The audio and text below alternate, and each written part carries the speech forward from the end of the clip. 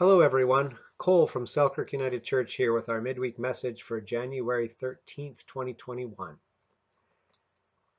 A few years ago, I remember preaching a sermon about the power of one, how all of us, each of us, can make a difference as individuals, making choices, living life well, helping others, being kind, seeking justice, standing up for the things that are important, using our voices, so many different ways. That might not seem very possible some days when the world seems to be so chaotic and full of bad news. But it is still as true as it ever was. I'm convinced of that every day, not only when I see bad news and I think to myself, that bad news could almost always have been avoided if each of the people in that story had made different choices, had listened to God's plan for their life instead of their own plan, had thought about others instead of just thinking about themselves.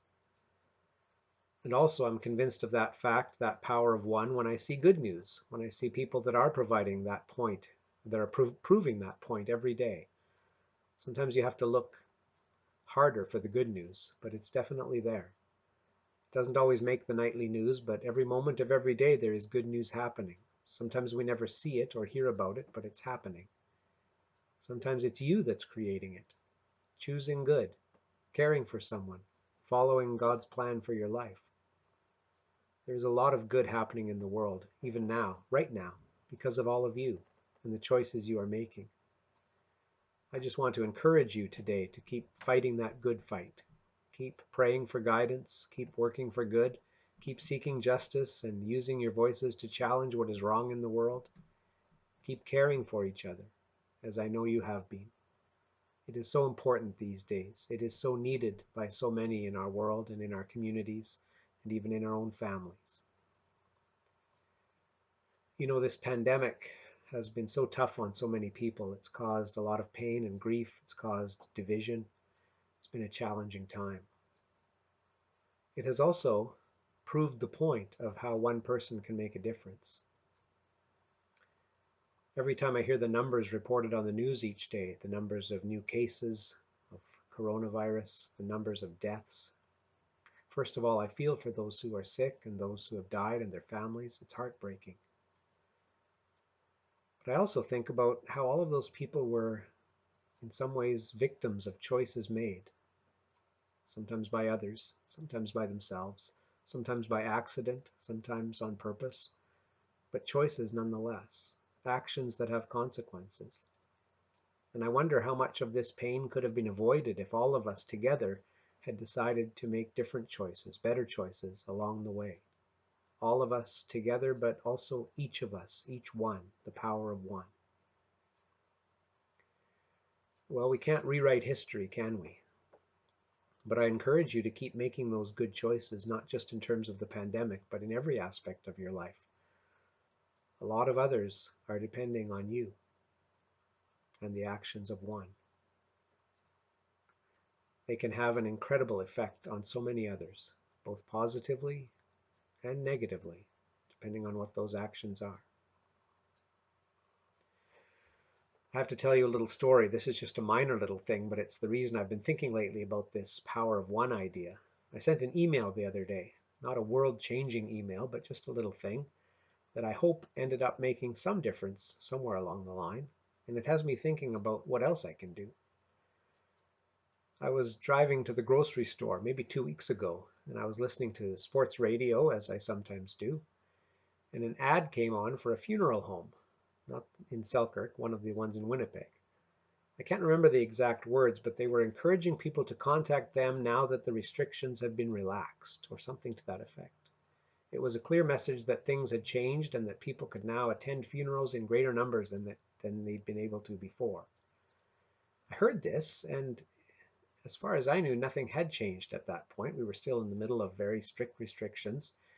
I wondered if maybe something had happened and I just hadn't heard about it. I didn't think so, but who knows? Anyway, I did absolutely nothing about it. Forgot about it, actually. Until a few days later, I heard the very same ad, and it said the same thing, now that restrictions have been eased or relaxed or whatever the wording was. And I started worrying.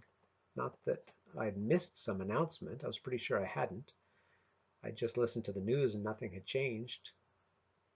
But I thought, I'd better get to the bottom of this, because if nothing has changed, whether people are planning funeral arrangements for their loved ones or not, just hearing that message on the radio, even if they're only half listening, it's going to sink in somewhere.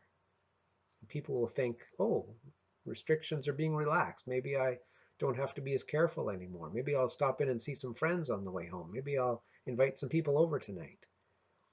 I just didn't want that message to seep into the consciousness or even the subconsciousness of the community. We're having enough trouble getting everyone to listen and make good decisions as it is. So I wrote an email to this particular funeral home letting them know my concerns about their ad. I'm not sure what I was expecting back. Part of me wondered whether I'd get any response at all. Another part of me wondered if I'd get a terse reply telling me to mind my own business or to leave them alone or to get lost. But a few days later, I received this reply. Good morning, Reverend Grambo. Thank you very much for your contact us email and notifying us about our radio advertisement. I've reached out to our manager who looks after this particular type of advertising. I received confirmation this morning that he reached out to our sales rep who sold us the advertising. It seems they have mixed up old ads with the current one. We do not want to be using incorrect messaging, especially during these difficult times. It's not a time to relax on our restrictions. Once again, I sincerely appreciate you reaching out to me. God bless.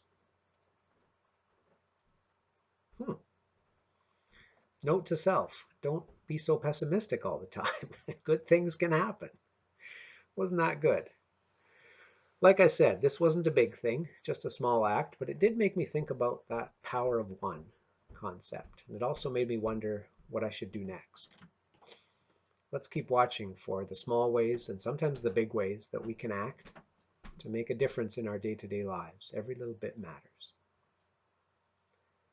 I hope you're all doing well. I miss seeing you all. I do hope that these midweek messages are helping to keep a connection between us and between you and your church. I look forward to being back in church with you all whenever that time comes. Until then, stay well, keep acting for good in the world, and God bless you. Have a great week, everyone.